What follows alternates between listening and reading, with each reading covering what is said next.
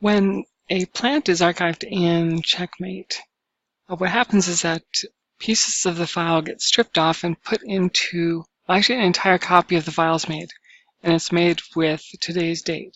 So in this case, I've done some of these ones now, but they did an archive today, and today is the 12th, so it's 2018, February 12th. And then it takes the, so it leaves the copy of the file, and then it goes back to the original file, and then takes the information out of it that's been archived. So the archive contains everything. Now, because the date stamp on that is just the date, you can only archive once per day, because otherwise you end up with multiple files that have the same date. And it's not really set up to overwrite that way, because it just wasn't designed to do that. So in this case, Lee said that she did an archive, but she didn't archive enough, so she still needs to archive some more. It's probably because they're running to space constraints.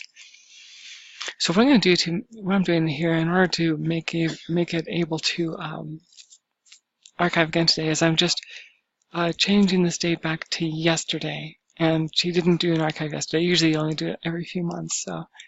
So I'm just doing F2, going back and changing this to the 1st instead of the 12th. Oops.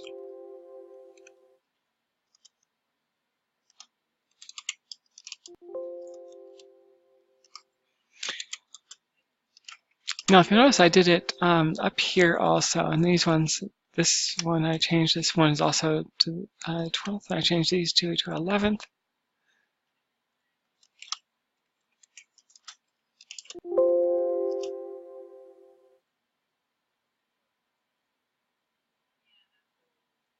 So these are older archives that they've done.